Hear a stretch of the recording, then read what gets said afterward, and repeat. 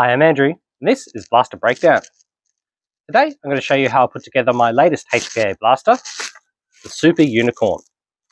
Unicorn is a fantastic, small factor, spring-powered pump-action blaster, great for mid-range FPS events. However, this one hasn't had much use lately, so I decided to do something about that by incorporating Spectre's Supercore inside. This is now a remote line, semi-automatic, mag-fed HPA blaster, controlled by a solenoid, hidden in the stock. Today we'll have a look at how I put this one together. Before we do though, if you haven't already, go ahead and hit that subscribe button, and don't forget to like if you enjoy my content. Alright, let's have a look inside. Okay, let's start off with the trigger assembly. This is where most of the hard work lies. So this comes in two parts, and they just pop out with a couple of pins there. This originally holds the catch release, the back as a lever, and a lock at the front that requires the slide to be all the way forward in order for the catch to work. So I popped those out entirely. Then I had to do quite a bit of grinding around the inside, making enough space for my electrical wiring to control the solenoid, as well as the air lines coming in through the base of the grip. So that involved cutting away various moldings down here and along here on both sides. So quite a bit of grinding away. That was probably the hardest thing to do. Then I mounted my switch. So this is activated obviously by the trigger. To get the spacing right, I drew some 3D filament to make a base for it, and then a couple of screws into that, so that holds it nice and firm. You can see that's activated nicely with the trigger pull. The wiring is a very simple circuit. So in the base here, I've got an XT30 connector for my battery. One wire goes to normally open terminal. The common terminal goes through the back to this XT30 connector that will plug into my solenoid. The other wire runs back through the same way, doesn't touch the switch, but then comes down through the grip back to my battery XT30 connector.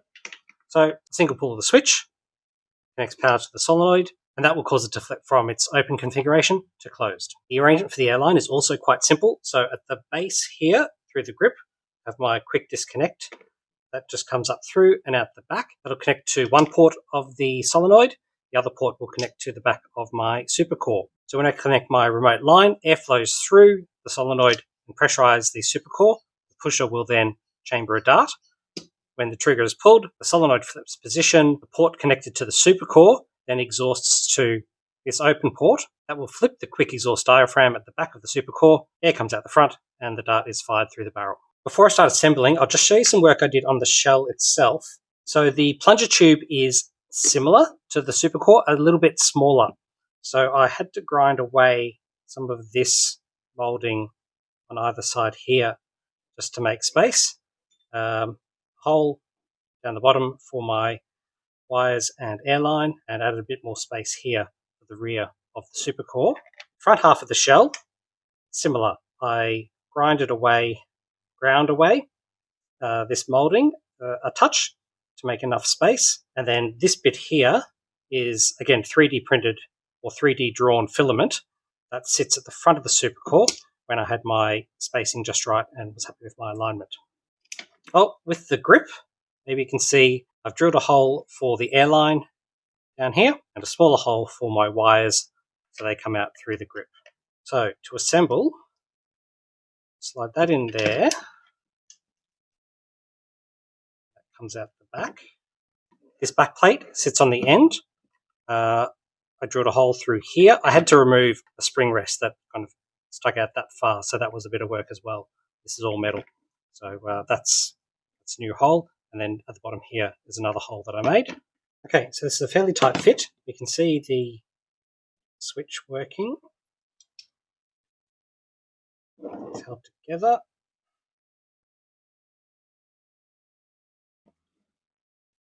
The wires and airline are through the back. Trigger through this slot. Trigger is activating the switch. That's sitting as flat as I can be. Airline and wires through this lower hole. Bottom here, connector and airline in. So I'm happy with where that sits. I can feed these pins through here.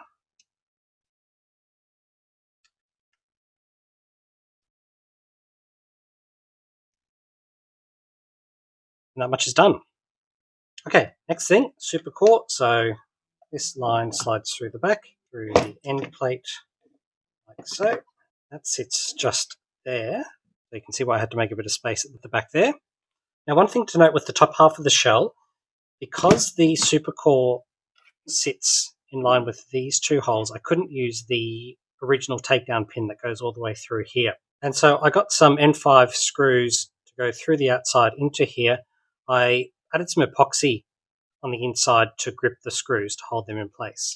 So that's how the back will be held in place. The front, I can still use the original shorter takedown pin. Now, before I put this together, let's talk about the front. So Supercore receiver is glued into this black piece that sits here and holds the original red barrel. Now, the entire thing is quite large because it has a breech for the dart and then the barrel attached. So I did quite a bit of cutting away and then epoxied this in place when I had everything lined up. So I'll slide this in.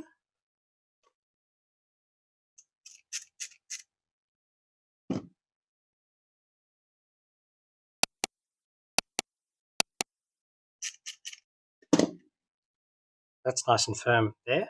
Now, this slide piece I don't need, of course, because I won't be priming this blaster manually, but I do want the Picatinny attachment at the front here to have a grip underneath the front of the barrel. So what I found was lining this up with the front part, these holes line up pretty well. So I can slot that in, and then one screw through here will hold both of these orange parts in place.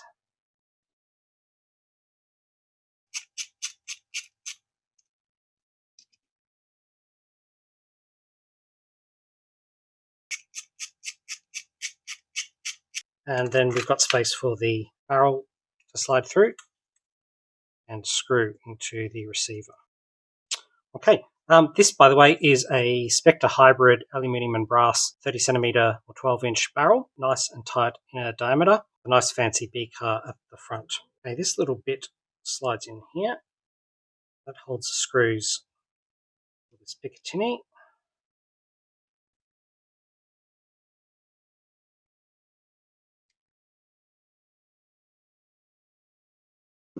Okay, so that's nice and firm. So front is screwed in there. The breech is screwed in there. That's all nicely aligned.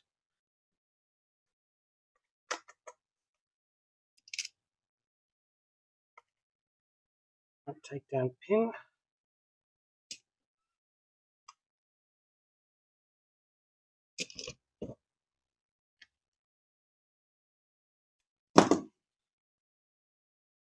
Okay, that's nice and solid. Okay, this is nice and secure now. We can attach this back plate. See the holes that we've got for wires and the airline.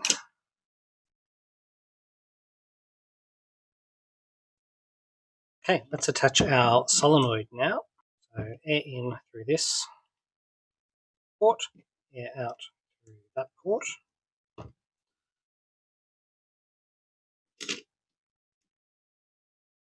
And at this point I can attach some air and see how this is actually working. So,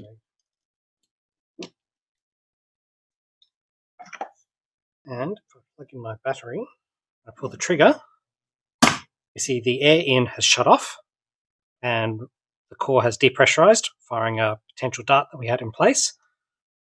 Release the trigger, core is pressurized again, the next dart is chambered. Let's stick a again. You can see that's all lined up. Dart is chambered, core is pressurized, pull the trigger, the dart is fired. Now let me show you what I did with the stock.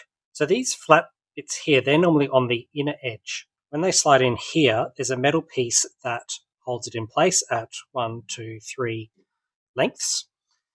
Because I have space for the wiring and the hose coming through the back there, I can't use the metal button that sits in there.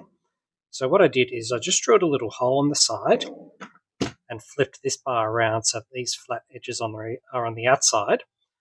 And I'll use a screw on the outside to hold this in place at the right length. The other thing I did was cut away the inside here to make space for the solenoid. So now when I slip this in, the solenoid sits there. And that screw holds the stock in the position I want. All the wiring, all the air hose sits inside this profile. So this opening isn't normally there. This bit covers it up. And then this Picatinny, a couple of screws.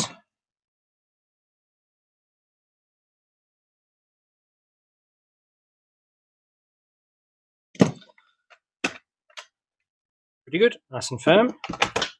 Then I'll attach my foregrip. Chuck that one on. Not that it does anything. Looks neat. And there we are. Super Unicorn. Air in the bottom. The battery.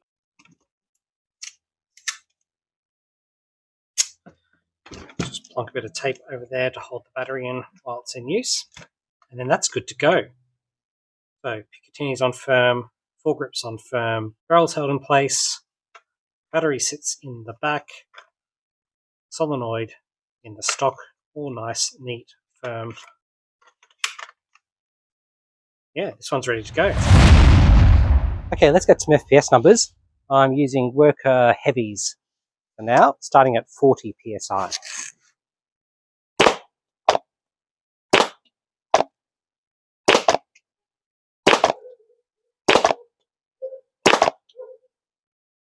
Now up to 60 PSI.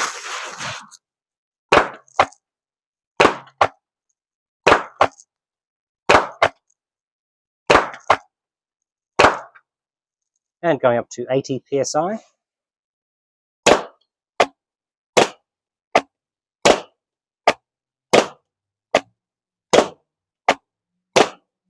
And finally, let's have a look at 100 PSI.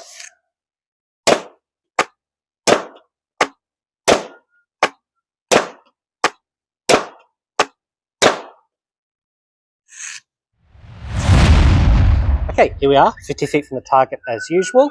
I've set the air pressure to 75 PSI, which seemed a good compromise of performance versus efficiency. I've got my red dot sight dialed in best I can, dozen darts. Let's see how we go.